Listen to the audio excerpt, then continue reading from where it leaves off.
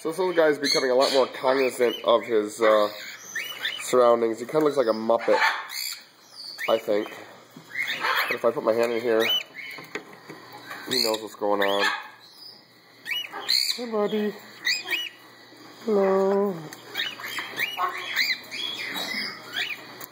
He's not hungry. He just ate. Then we have a little lovebird in here. Look at him.